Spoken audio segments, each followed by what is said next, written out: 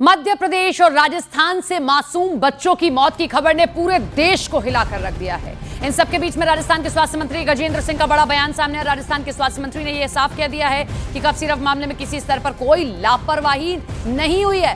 बाकायदा press conference कर उन्होंने दावा किया कि किसी की जान कफ सिरप से नहीं गई है। आगे बढ़ते उन्होंने यह कह दिया कि दवाओं में कोई जानलेवा तत्व नहीं पाया गया। अब ऐसे में सवाल उठ रहे हैं कि कफ सिरप सही है तो फिर बच्चों की जान कैसे गई है? इतने बच्चों की आखिर जान कैसे गई? कैसे इनकी मृत्यु हो गई? क्योंकि माँ बाप का तो यही कहना है कि कफ सिरप पिलाया, उसके बाद ही ये सभी बच्चे मौत की नींद सो गए। और कैसे ये सब कुछ हुआ? अगर कोई लापरवाही नहीं बरती गई है तो कहां ये चूक हुई है जो इतने बच्चों की एक साथ मौत हो गई? जो हमने ये दवाई जो है जिसके बारे में कह रहे हैं कि भाई इस दवाई की वजह से हुई है, हमने निष्पक्ष होकर इसकी पूरी जांच की। हमारे ड्रग कंट्रोलर ने और RMSCL जो दवाई खरीदती है, ये दोनों ने मिलकर इसकी 2 जांचें करी है। इसके अंदर कोई ऐसी पदार्थ नहीं पाई गई जो जानलेवा हो सकती है। ये दोनों हुई थी।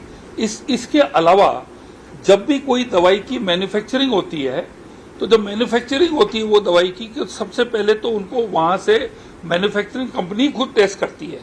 उसके बाद जब हमारे स्टोर में आती है तो हम उसकी दोबारा जांच करते हैं।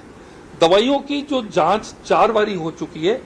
एक बारी मैन्युफैक्चरिंग स्टेज पे, दूसरी बारी जब हमने जो टेस्ट करी है, और इसके अलावा जब ये हादसा होने के बाद जो 2 बारी जो हमारे लैब ने किया है, तो ये कल हमें मालूम पड़ गया था कि ये दवाइयों की वजह से डेथ नहीं हुई है।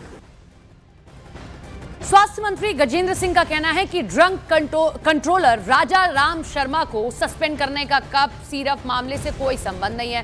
राजस्थान में कफ सिरप पीने से अब तक 4 बच्चों की जान जा चुकी है। 35 बच्चे बीमार चल रहे हैं।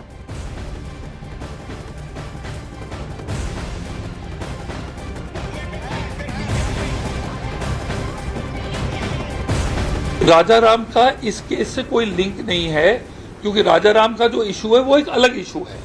It is nothing to link. इससे कोई लेना देना नहीं है। इससे कोई आप उसको और इसको मत करो।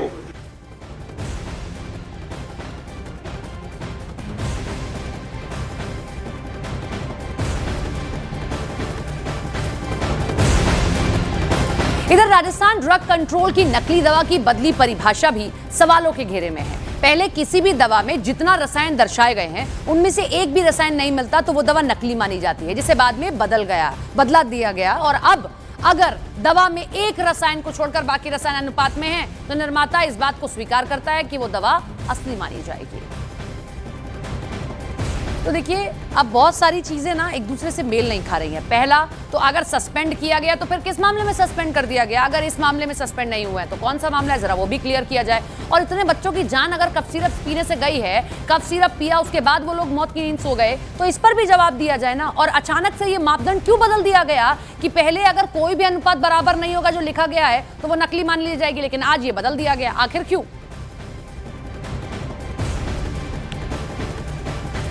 इधर मध्य प्रदेश छिंदवाड़ा में कफ सिरप से एक और बच्चे की जान चली गई है। छिंदवाड़ा में कफ सिरप से अब तक 10 बच्चों की मौत हो चुकी है। छिंदवाड़ा की योगिता ठाकरे नागपुर के अस्पताल में 1 हफ्ते से इलाज चल रहा था। अब किडनी फेल होने से मौत हो गई है इस बच्ची की।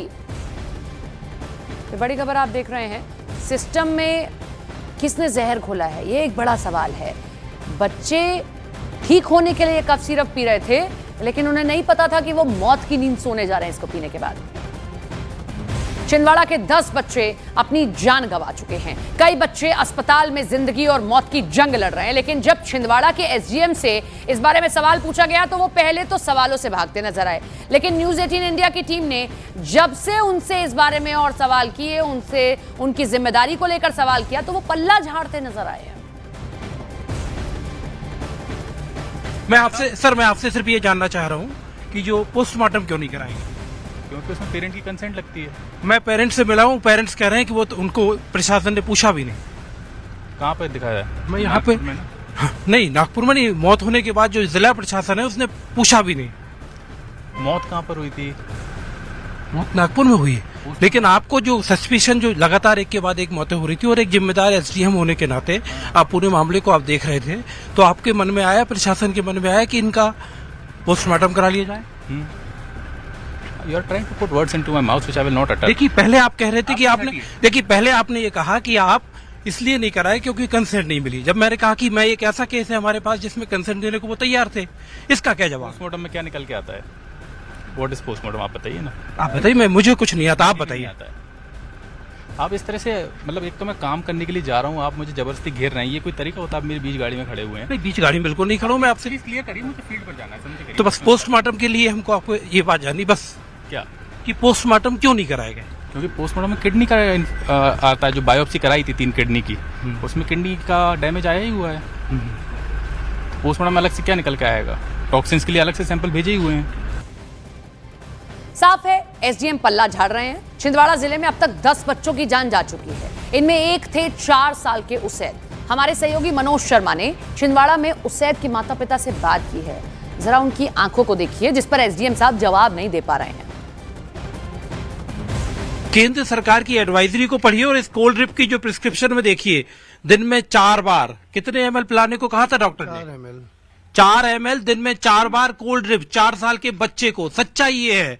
जाहिर तौर पे जब आप बच्चे को दिखाने गए और जब आपके बच्चे को आपने मतलब 13 से आप बता रहे हैं कि कम से कम 25 दिन तक वो हुआ, बीमार रहा, उसको सर्दी खांसी जुकाम हुआ, क्या मतलब नागपुर जाके फिर क्या स्थिति बनी, क्या बोला डॉक्टर ने? नागपुर में हमने ब्लड टेस्ट वगैरह करवाया तो डॉक्टर ने बोला ये इसकी किडनी वर्क नहीं कर रही है, इसके डायलिसिस कराना पड़ेगा अपने। तो डॉक्टर नागपुर के डॉक्टर ने आपको बताया कि इसकी वजह क्या है, किडनी वर्क क्यों नहीं कर रही है? नागपुर के डॉक्टरों ने नहीं बता पाया, वजह नहीं बता पाया कि किस वजह से हुआ है ये। अच्छा, जब ये घटना हो गई आपके बच्चे के, मतलब जाहिर तौर पे बड़े दुख की बात है, लेकिन जब आप घर पे शव लेके आए बच्चे के पोस्टमार्टम के लिए, किसी भी प्रशासन के आदमी ने आपसे कहा? जी नहीं, बिल्कुल नहीं कहा। आपको मतलब आपके लिए मतलब जाहिर तौर पे बहुत ही भावुक क्षण है।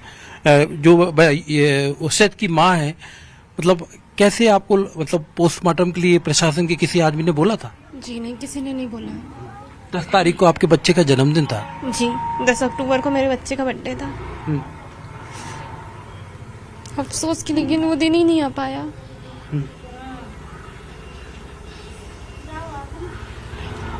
सरकार अब पाबंदी लगा रही है कोल्ड ड्रिप पे।